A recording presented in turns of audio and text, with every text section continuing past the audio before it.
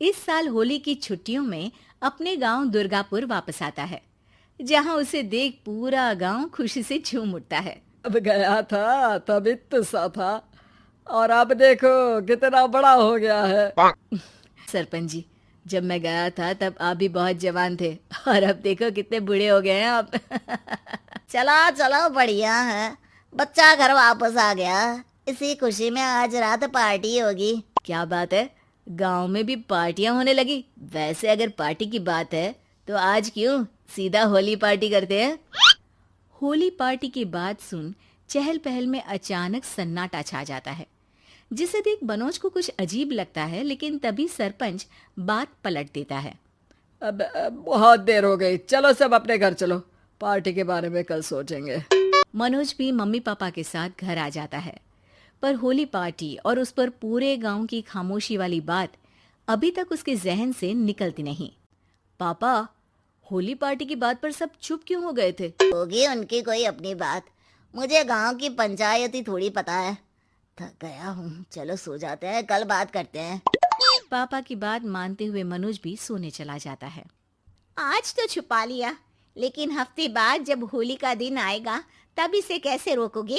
अगली सुबह सूरज के साथ ही मनोज भी गांव घूमने निकल जाता है, जिस पर रास्ते में उसे अपनी ही उम्र के कुछ लड़के भी मिलते हैं, जिनसे दोस्ती कर अब वो उनके साथ घूमने लगता है। इसी तरह कुछ दिन बीत जाते हैं और होली नजदीक आने लगती है। दोस्तों, होली में 4 दिन ही बचे हैं, पर गांव में उसकी कोई तैयारियां क्यों नहीं दिख रही? क्योंकि यहाँ होली नहीं मनाई जाती। और ऐसा क्यों? वो राजा भूषण, तुम 4 दिन के लिए आए हो, क्या इतना सोच रहे हो? चलो कुछ खाने चलते हैं। इसी के साथ एक बार फिर होली की बात को टलते हुए देख मनोज को शक होने लगता है। वो घर पहुंचते ही इंटरनेट पर अपने गांव और राजा भूषण के बारे में जानकारी निकालने लगता है। क्या? मुझे आज तक ये नहीं पता था। ऐसा कैसे? किसी ने मुझे कुछ बताया क्यों नहीं?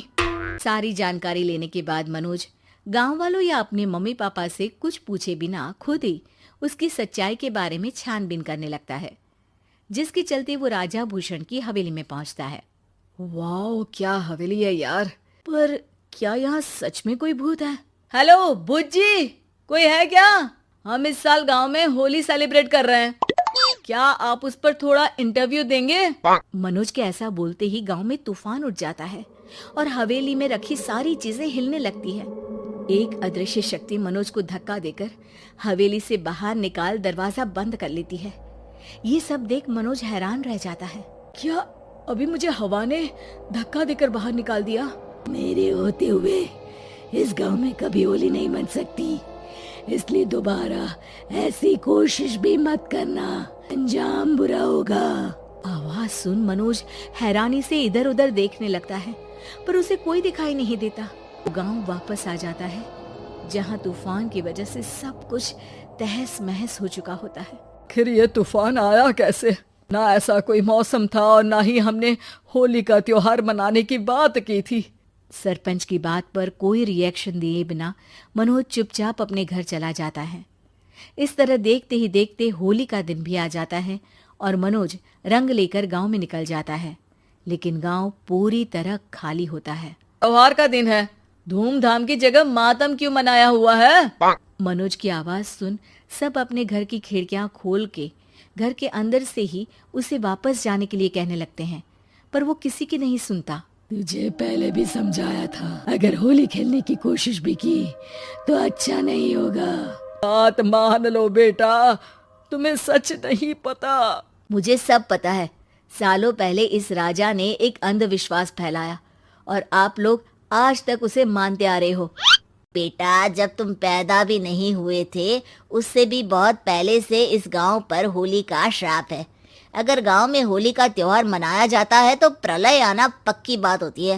राजा भूषण इस सब में नहीं मानते थे और त्योहार मनाने लगे, जिसके चलते होली वाले ही दिन पहले उनके बेटे की और फिर उनकी मृत्यु हो गई। अभी से गांव की रक्षा के लिए उनकी आत्मा उस हवेली में रह रही है। सबकी बातें सुन मनोज उलझन में पड़ जाता है। सोचना भी मत मनोज, अगर तुमने इस परंपरा को तोड़ने की कोशिश भी की तो उसका परिणाम इस गांव और गांव के लोगों के लिए अच्छा नहीं होगा। मुझे भी यकीन नहीं हो रहा कि आप लोग एक बेतुकी बात को मानकर सालों से रंगों के त्योहार को मातम की तरह मनाते आ रहे हो। मनोज किसी की कोई बात ना मानते हुए पूरे गांव में रंग बिखेर देता है, जिसके तुरंत बाद वहां तूफान के साथ बिजलियां गरजने लगती है। अचानक मौसम में ऐसा बदलाव देख जहां मनोज कंफ्यूजन में आ जाता है, वहीं गांव वाले डर से सहम जाते हैं।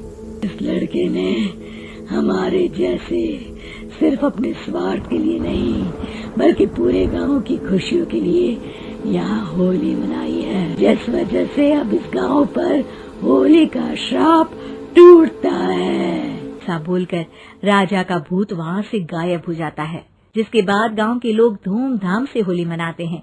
खुशियों के रंग गांव में बिखरे ही होते हैं कि अगली सुबह अचानक मनोज कहीं गायब हो जाता है।